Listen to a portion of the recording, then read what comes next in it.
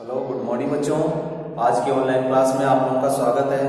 आज हम पढ़ेंगे लेसन नंबर 2 और पाठ का नाम है पृथ्वी एक ग्रह के रूप में। इस पाठ में अपना जो अगला टॉपिक है वह है तारों का निर्माण।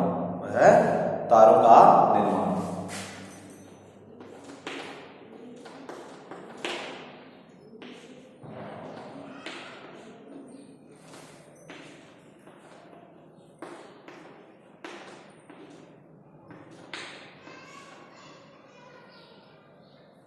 तारों का निर्माण, इसके बारे में इस पाठ में जानकारी प्राप्त करेंगे। तो देखिए आप लोग, प्रारंभिक ब्रह्मांड में ऊर्जा व पदार्थों का वितरण समान नहीं था। प्रारंभिक जो ब्रह्मांड था उसमें ऊर्जा व पदार्थों का जो वितरण था वो समान नहीं था। घनत्व में आरंभिक भिन्नता से गुरुत्वाकर्षण बलों में भिन्नता आई, जिसके परिणाम स्वरूप पदार्थ एकत्रित हुआ। यही एकत्रण आकाशगंगाओं के विकास का आधार बना। एक आकाशगंगा असंख्य तारों का समूह है। आकाशगंगा क्या होती है? असंख्य तारों का जो समूह होता है उसे आकाशगंगा कहते हैं। आकाशगंगाओं का विस्तार इतना अधिक होता है कि उनकी दूरी हजारों प्रकाश वर्ष में मापी जाती है। उनकी जो दूरी होती है हजारों प्रकाश वर्ष में मापी जाती है। आपसे पूछा जा सकता है कि आकाशगंगाओं के बीच की दूरी किसमें मापी जाती है? तो आप बताएंगे आकाशगंगाओं की जो दूरी है वो प्रकाश वर्ष में मापी जाती है। एक अकेली आकाशगंगा का व्यास 80,000 से 1,50,000 वर्ष के बीच हो सकता है। एक आकाशगंगा के निर्माण की शुरुआत हाइड्रोजन गैस के विशाल बादलों के संचय से होती है। आकाशगंगाओं के जो निर्माण की शुरुआत है वो हाइड्रोजन गैस के विशाल बादलों के संचय से होती है, जिसे नीहारिका कहा जाता है। क्रमशः इनकी बढ़ती हुई नीहारिका गैस के झुंड विकसित हुए। ये झुंड बढ़ते बढ़ते गैसीय पिंड बने, जिनसे तारों का निर्माण प्रारंभ हुआ। ऐसा विश्वास किया जाता है कि तारों का निर्माण आज से लगभग 5 से 6 अरब वर्ष पहले हुआ। तो तारों का निर्माण हुआ आज से 5 से 6 अरब वर्ष पहले। 5 से 6 अरब वर्ष पूर्व। 5 से 6 अरब वर्ष पूर्व तारों का निर्माण हुआ। आगे देखिए, प्रकाश वर्ष समय का नहीं वरन दूरी का माप है। जो प्रकाश वर्ष है वो समय का नहीं दूरी का माप है।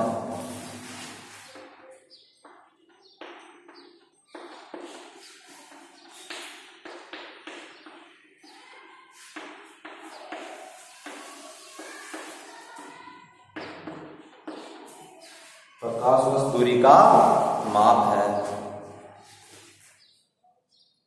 प्रकाश की गति 3 लाख किलोमीटर प्रति सेकंड होती है। जो प्रकाश की जो गति होती है वो 3 लाख किलोमीटर प्रति सेकंड होती है। एक साल में प्रकाश 9.5 खरब किलोमीटर की दूरी तय करेगा। ये वह एक प्रकाश वर्ष होगा। पृथ्वी व सूर्य की औसत दूरी 14,98,000 किलोमीटर है।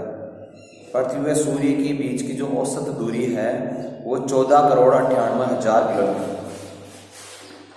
14,98,000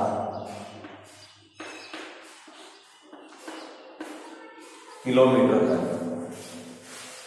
14,98,000 किलोमीटर है। प्रकाश वर्ष के संदर्भ में यह प्रकाश वर्ष का केवल 8 मिनट है। उसके बाद में है ग्रहों का निर्माण। ग्रहों के विकास की निम्नलिखित अवस्थाएं मानी जाती है। तारे नीहारिका के अंदर गैस से गुत्थित आपस में एक झुंड के रूप में है। इन गुत्थित झुंडों के गुरुत्वाकर्षण बल से गैसीय बादलों में क्राउड का निर्माण हुआ और इस गैसीय क्राउड के चारों तरफ गैस व धूल कणों की घूमती हुई तस्तरी विकसित हुई। अगली अवस्था में गैसीय बादलों का संघनन प्रारंभ हुआ, जो क्राउड को ढकने वाले पदार्थ गोले सहसंयोजन अणुओं के पारस्परिक आकर्षण प्रक्रिया द्वारा ग्रहाणुओं में विकसित हुए। संगठन की क्रिया के द्वारा बड़े पिंड बनने शुरू हुए और गुरुत्वाकर्षण बल के परिणाम स्वरूप ये आपस में जुड़ गए और छोटे पिंडों की अधिक संख्या ग्रहाणु है। अंतिम अवस्था में इन अनेक छोटे ग्रहाणुओं के सहवर्तित होने पर कुछ बड़े पिंड ग्रहों के रूप में बदल गए। तो यह है हमारे ग्रहों का निर्माण। उसके बाद में देखा सौर मंडल। हमारे सौर मंडल में 8 ग्रह हैं जिनके बारे में आप लोग पिछले वीडियो में आप लोगों ने उसकी जानकारी प्राप्त करी कि सूर्य से कौन से ग्रह नजदीक है, कौन से ग्रह दूर हैं, आंतरिक ग्रह किसे कहते हैं और बाह्य ग्रह किसे कहते हैं। तो देखिए हमारे सौर मंडल में 8 ग्रह हैं। नीहारिका को सौर मंडल का जनक माना जाता है। नीहारिका को सौर मंडल का जनक माना जाता है। उसके ध्वस्त होने व करोड़ के बनने की शुरुआत लगभग 5 से 5.6 अरब वर्षों पहले हुई। ग्रह लगभग 4.6 से 4.56 अरब वर्षों पहले बने। और हमारे सौर मंडल में सूर्य से पूछे, सूर्य एक अपने आप में एक तारा है। 8 ग्रह, 183 उपग्रह और लाखों छोटे पिंड जैसे क्षुद्र ग्रह। क्षुद्र ग्रह क्या होते हैं? जो ग्रहों के टुकड़े होते हैं उन्हें क्षुद्र ग्रह कहते हैं।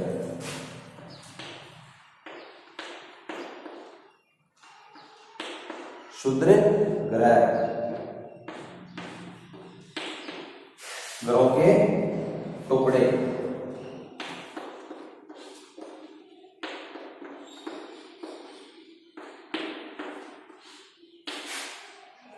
क्षुद्र ग्रह क्या होते हैं? जो ग्रहों के टुकड़े होते हैं उन्हें क्षुद्र ग्रह कहा जाता है।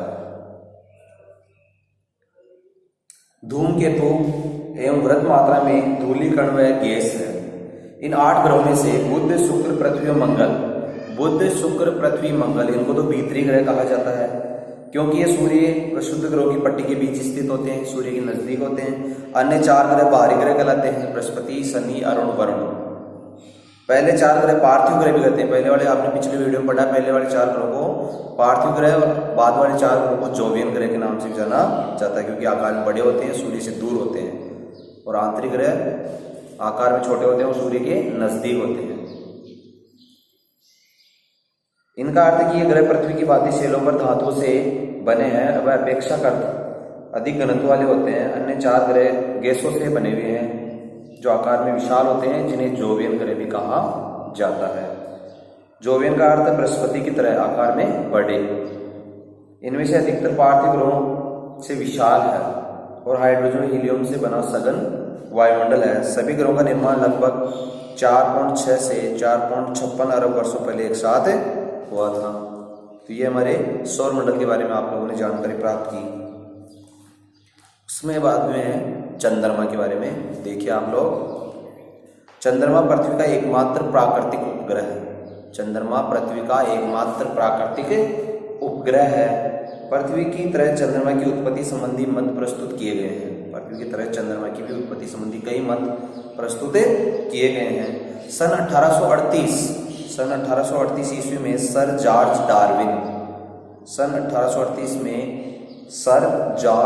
डार्विन ने सुझाया कि प्रारंभ में पृथ्वी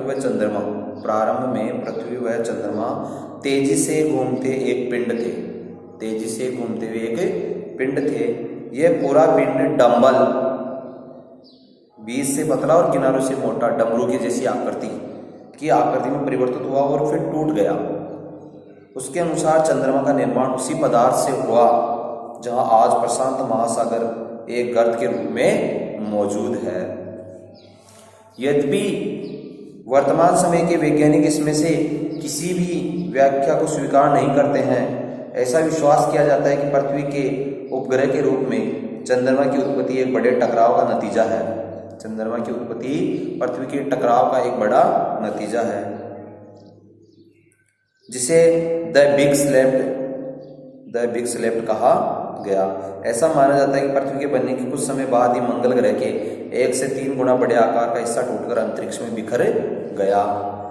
टकराव से अलग हुआ यह पदार्थ फिर पृथ्वी के कक्ष में घूमने लगा और आज का चंद्रमा बना। यह घटना चंद्रमा की उत्पत्ति लगभग 4.44 अरब वर्ष पहले हुई। तो ये हमारी पृथ्वी, सूर्य, चंद्रमा की उत्पत्ति के बारे में जानकारी है। फिर हमारी पृथ्वी का उद्भव कैसे हुआ, देखिए अगला जो पैराग्राफ है हमारी पृथ्वी का उद्भव। तो प्रारंभिक समय में पृथ्वी हमारी एक चट्टानी और वीरान और गर्म ग्रह थी, जिसका वायुमंडल क्या था, एकदम विरल था, हाइड्रोजन और हीलियम गैसों से बना हुआ था। ये आज की पृथ्वी के वायुमंडल से बहुत ज्यादा अलग था। कुछ ऐसी घटनाएं भी क्रियाएं भी हुई जिनके कारण चट्टानी, वीरान, गर्म और पृथ्वी एक ऐसे सुंदर ग्रहों के रूप में परिवर्तित हो गई, जहां बहुत सा पानी, जीवन के लिए अनुकूल वातावरण उपलब्ध हुआ। अगले कुछ भागों में 460 करोड़ सालों के दौरान इस पर जीवन का विकास कैसे हुआ उसके बारे में हम देखेंगे आगे। एक सारणी की पृथ्वी की एक परतदार संरचना है। वायुमंडल के बाहरी छोर से पृथ्वी के करोड़ तक जो पदार्थ वे एक समान नहीं है। पृथ्वी की ऊपरी सतह से लेकर पृथ्वी अपने आंतरिक भाग तक एक जैसी नहीं है, ये अलग अलग संरचनाओं में पाई जाती है, अलग अलग परतों के रूप में पाई जाती है। पृथ्वी की अपन खुदाई करेंगे तो इसकी अलग अलग परतें निकलेगी। वायुमंडलीय पदार्थों का घनत्व सबसे कम है। पृथ्वी की सतह से इसके भीतर तक अनेक मंडल हैं और हर एक भाग के पदार्थ की अलग अलग विशेषताएं हैं। तो उसके बाद में अपन देखेंगे भूगर्भिक समय सारणी कि भूगर्भिक समय सारणी क्या होती है।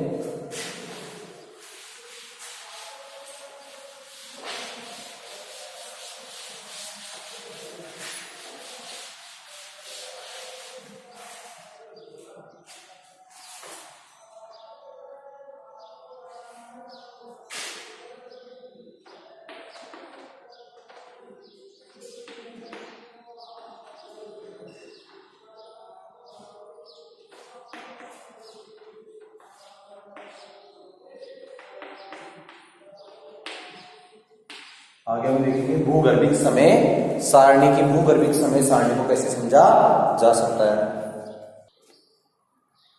आगे देखिए भूगर्भिक समय सारणी, जो कि भूगर्भिक समय सारणी और पृथ्वी का भूगर्भिक इतिहास और ब्रह्मांड की उत्पत्ति। तो ब्रह्मांड की उत्पत्ति वो 13 अरब 70 करोड़ वर्ष पूर्व हमारे ब्रह्मांड की उत्पत्ति हुई। उससे 5 से 6 अरब वर्ष पूर्व 5 से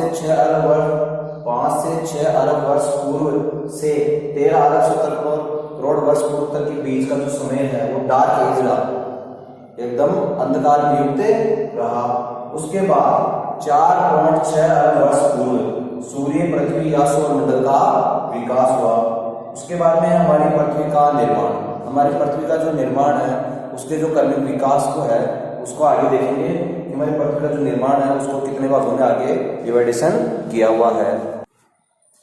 आगे देखिए अर्थ फॉर्मर पृथ्वी का जो निर्माण है 4.6 अरब वर्ष पूर्व पृथ्वी का निर्माण शुरू हुआ और पृथ्वी का जो क्रमिक विकास है इसको 4 भागों में बांटा गया है। पृथ्वी का जो क्रमिक विकास है इसको 4 भागों में बांटा गया है। सबसे पहले जो देखना है इयोन, जिसको आयु कहते हैं, इसको महाकल्प में, और फिर इसको कल्प में, कल्प को युग में और युग को काल में, और काल के अंदर आगे दे रखी फिर घटनाएं, जीवन की घटनाएं।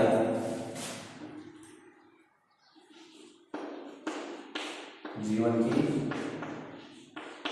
घटनाएं कौन सी अवस्था में किस किस प्रकार की घटनाएं हुई। सबसे जो पहले अपन देखेंगे कि जो तारों की जो उत्पत्ति है और जो बिग बैंग का सिद्धांत अपन ने देखा कि सबसे पहले 13.7 अरब वर्ष पहले बिग बैंग की घटना हुई। उसके बाद में अपन देखेंगे तारों की जो उत्पत्ति है 5 अरब से 13.7 अरब वर्ष पहले वो क्या हुआ, ब्रह्मांड की उत्पत्ति हुई। उसके बाद में हमारे सूर्य की 5 अरब वर्ष पहले सूर्य की उत्पत्ति हुई। उसके बाद में अपने हेडियन युग देखेंगे। हेडियन 4.8 अरब वर्ष पूर्व से 3.8 अरब वर्ष पूर्व तक। उस समय के अंदर देखिए महासागरों व वायुमंडल में कार्बन डाइऑक्साइड की अधिकता हुई। इसके बाद में है आर्किन युग। आर्किन युग के अंदर देखो महाद्वीपों व महासागर का निर्माण हुआ। अलग अलग युगों के अंदर अलग अलग प्रकार की घटनाएं घटित हुई। उसके बाद में पूरी टेबल जानकारी दे रखी कि आर्किन युग में 3.8 वर्ष पूर्व से 2.8 वर्ष पूर्व तक ये आर्किन युग रहा। इसमें अनेक प्रकार की घटनाएं हुई। उसके बाद में प्रोटोजोइक युग है, जो प्रोटोजोइक युग है, उस प्रोटोजोइक युग में ब्लू ग्रीन शैवाल, एक कोशिकीय जीवाणु, इनका निर्माण हुआ और कई जड़ों वाले जीवों का निर्माण हुआ। कई जोड़ों वाले जीवों का निर्माण हुआ। उसके बाद में है पुराजीवी, जो पुराजीवी काल रहा। उसके बाद में मध्यकाल रहा और फिर नवजीवन काल रहा। इन कालों को अलग अलग भागों में बांटा गया है।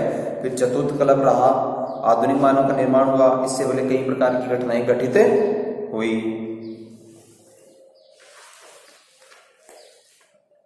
तो इस टेबल के बारे में जो भूगर्भिक समय सारणी है इसको डिटेल से आप बुक में देखेंगे, इसमें सारी इसकी अवस्थाओं के बारे में डिटेल से एक्सप्लेन कर रखा है। फिर है जीवन की उत्पत्ति, कि हमारे जीवन की पृथ्वी की उत्पत्ति कैसे हुई। तो बताएंगे पृथ्वी की उत्पत्ति का जो अंतिम चरण है, पृथ्वी की जो उत्पत्ति का जो अंतिम चरण है वो जीवन की उत्पत्ति है और इसके विकास से संबंधित है। निसंदेह पृथ्वी का आरंभ वायुमंडल जीवन के विकास के लिए अनुकूल नहीं था।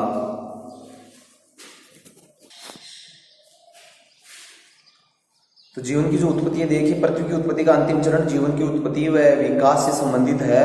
निसंदेह पृथ्वी का आरंभिक वायुमंडल जीवन के विकास के लिए अनुकूल नहीं था। आधुनिक वैज्ञानिक जीवन की उत्पत्ति को एक तरह की रासायनिक प्रतिक्रिया बताते हैं जिससे पहले जटिल जैव कार्बनिक अणु बने और उनका समूहन हुआ। यह समूहन ऐसा था जो अपने आप को दोहराता है, पुनः बनने में सक्षम था और निर्जीव पदार्थ को जीवित तत्व पर परिवर्तित कर सका। हमारे ग्रह पर जीवन के चिन्ह अलग अलग समय की चट्टानों में पाए जाने वाले जीवाश्म के रूप में हैं। हमारे ग्रह पर जीवन के जो चिन्ह हैं वो अलग अलग समय की अलग अलग चट्टानों में पाए जाते हैं और वो जीवाश्मों के रूप में पाए जाते हैं। चट्टानों के अंदर जो जीवाश्म हैं उनके रूप में पाए जाते हैं। 300 करोड़ साल पुरानी, आज से 300 करोड़ साल पुरानी भूगर्भिक चट्टानों में पाए जाने वाली सूक्ष्मदर्शी संरचना आज के शैवाल की संरचना से क्या है, मिलती जुलती है। यह कल्पना की जा सकती है कि इससे पहले समय में साधारण संरचना वाले शैवाल रहे होंगे। इससे पहले की संरचना के अंदर साधारण शैवाल रहे होंगे। ये माना जाता है कि जीवन का विकास लगभग 380 करोड़ वर्ष पहले प्रारंभ हुआ था। जीवन का जो विकास है आज से 380 करोड़ वर्ष पहले प्रारंभ हुआ था। एक कोशी के जीवों से आज के मनुष्य तक जीवन के विकास का सार भूवैज्ञानिक काल मापनी से प्राप्त किया जा सकता है, जो भूगर्भिक समय मापनी में दर्शाया गया है। तो ये सारी जानकारी आप लोगों ने प्राप्त की। इसके बाद में आप लोग देखेंगे इस पाठ की जो प्रश्न उत्तर है। पहला प्रश्न दे रखा है कि सूर्य से पृथ्वी की स्थिति, सूर्य से पृथ्वी की स्थिति है उसके बारे में आप लोग बताएंगे तीसरे स्थान पर। ये जो आप लोगों को नोटबुक में करने हैं। आंतरिक ग्रहों की सही स्थिति है। आंतरिक ग्रह कौन कौन से हैं मैंने आप लोगों को बताए थे। तो आंतरिक ग्रहों के बारे में आप लोग बताएंगे कि बुध से लेकर मंगल तक, बुध से लेकर मंगल ग्रह तक ये सारे आंतरिक ग्रह हैं। पृथ्वी का प्राकृतिक उपग्रह कौन सा है उसमें आप बताएंगे चंद्रमा पृथ्वी का प्राकृतिक उपग्रह है। प्रकाश की गति प्रति सेकंड होती है। प्रकाश की गति प्रति सेकंड और कितनी होती है तो उसके बारे में आप लोग बताएंगे 3 लाख किलोमीटर। प्रकाश की गति प्रति सेकंड होती है 3 लाख किलोमीटर। फिर है पृथ्वी पर सर्वाधिक तापमान, घनत्व और दबाव पाया जाता है। पृथ्वी पर सर्वाधिक तापमान, घनत्व और दबाव कहाँ पाया जाता है। तो इसका उत्तर आप लोग बताएंगे पृथ्वी के केंद्र भाग में। पृथ्वी के केंद्र भाग में सर्वाधिक तापमान, घनत्व और दबाव पाया जाता है। अगला प्रश्न है चट्टानी मंडल का दूसरा नाम बताइए। चट्टानी मंडल का दूसरा नाम क्या है तो आप बताएंगे चट्टानी मंडल का दूसरा नाम स्थल मंडल।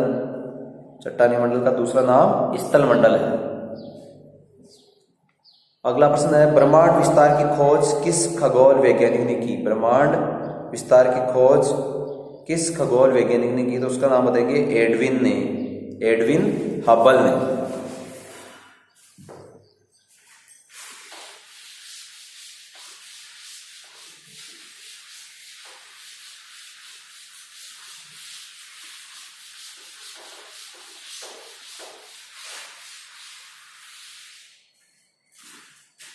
ब्रह्मांड विस्तार की खोज किसने की तो बताएंगे एडविन,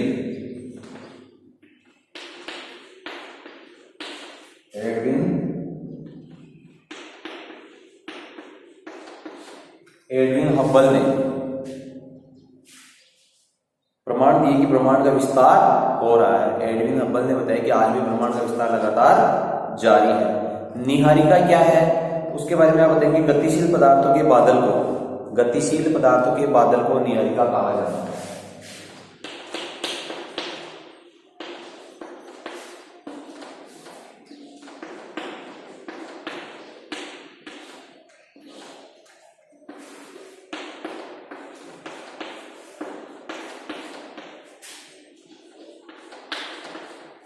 गतिशील पदार्थों के बादल को नीहारिका कहा जाता है। फिर है क्षुद्र ग्रह किसे कहते हैं? क्षुद्र ग्रह।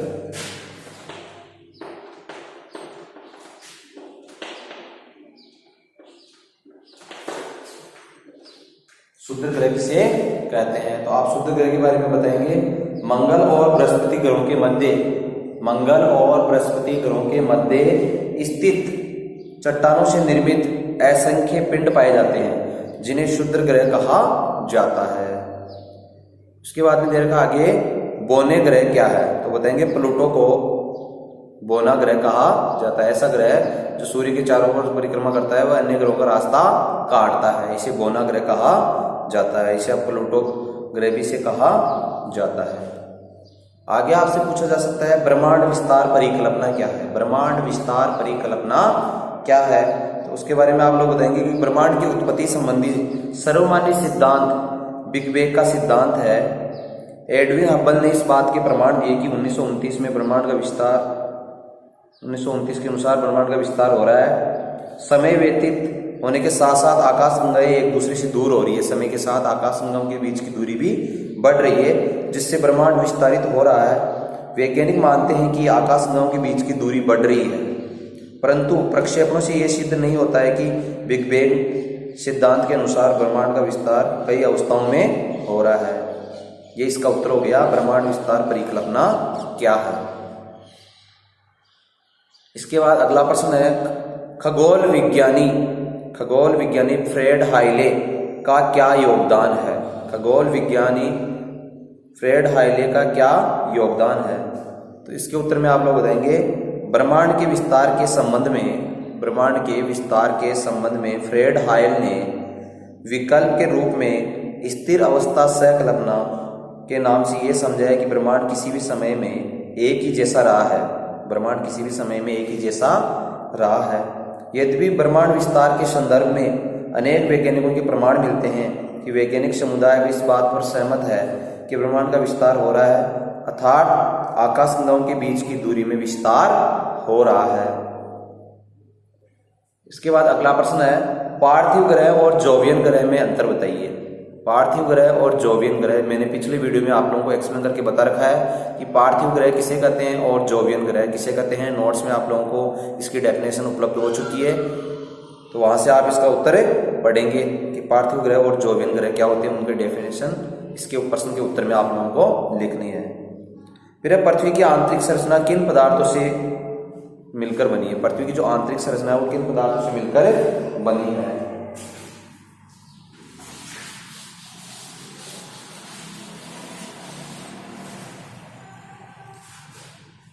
तो पृथ्वी की जो आंतरिक संरचना है वो 3 परतों से मिलकर बनी है। पृथ्वी की जो आंतरिक संरचना है 3 परतों से मिलकर बनी है। सबसे ऊपरी परत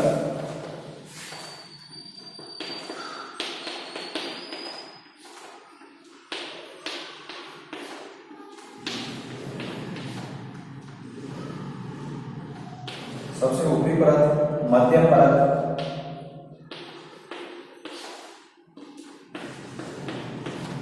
और तीसरी है आंतरिक परत।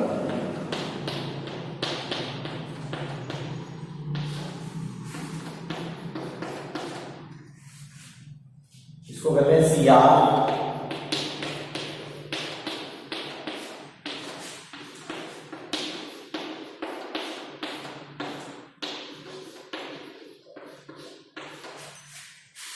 देखिए पृथ्वी की जो संरचना 3 परतों से मिलकर बनी है। सबसे ऊपरी परत उसको सियाल कहते हैं, दूसरी परत को सीमा कहते हैं और तीसरी को नीफे।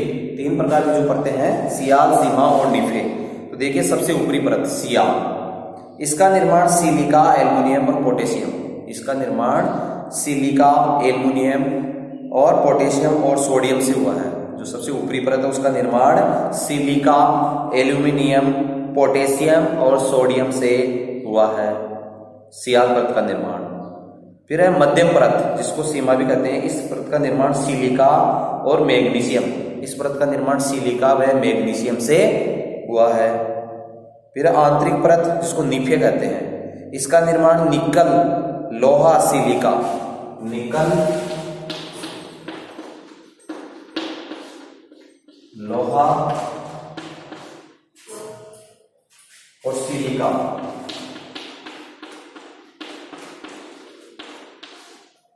निकल, सिलिका और लोहा तथा मैग्नीशियम आदि पदार्थों के मिश्रण से इस परत का निर्माण हुआ है। और इसके बाद में अगला प्रश्न दे रखा है गोल्डीलास्क पेटी क्या होती है। जो आप लोगों ने पिछले वीडियो में इस पार्ट को मैंने जहां से आप लोगों ने पहले नंबर की वीडियो में जहां पढ़ा था वहां मैंने आप लोगों को बताया था कि गोल्डीलास्क पेटी क्या होती है। तो वहां से आप लोग इस प्रश्न का उत्तर बताएंगे। मैंने आप लोगों को बताया था कि पृथ्वी पर गोल्डीलास्क पेटी क्या होती है, तो उसमें आप बताएंगे पृथ्वी पर जीवन सूर्य से एक निश्चित दूरी तथा आदर्श सूर्य ताप होने के कारण संभव हो पाया है। पृथ्वी पर जीवन सूर्य से एक निश्चित दूरी तथा आदर्श सूर्य ताप होने के कारण संभव हो पाया है। इस प्रकार की अवस्था को गोल्डीलास्क पेटी के नाम से जाना जाता है, जिसमें सूर्य एक निश्चित दूरी पर होने पर ग्रह पर जल द्रव अवस्था में पाया जाता है। एक निश्चित दूरी पर होने के कारण पृथ्वी सूर्य से निश्चित दूरी पर होने के कारण जल यहाँ द्रव अवस्था में पाया जाता है। जैसे पृथ्वी, इस अवस्था वाले ग्रहों की खोज वैज्ञानिक कर रहे हैं और कुछ ग्रह जैसे वातावरण वाले भी प्राप्त हुए हैं जहां भविष्य में पृथ्वी जैसे जीवन का परिकरण हो पाएगा। वैज्ञानिक और नए ग्रह की रिसर्च कर रहे हैं जहां ऐसे ग्रह हैं जहां पृथ्वी की तरह मनुष्य का जीवन संभव हो सके। तो ये हो गया गोल्डीलास्क पेटी किसे कहते हैं।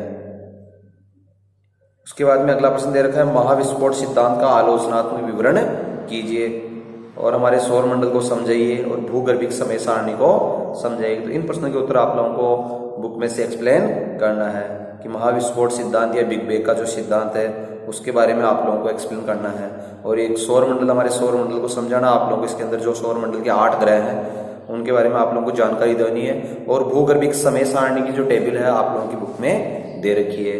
अगले क्लास में हम अगला पार्ट हमारा जो है वो है पृथ्वी का स्वरूप, गतियां, स्थिति और समय की गणना। इसके बारे में अगले वीडियो में हम जानकारी प्राप्त करेंगे। धन्यवाद।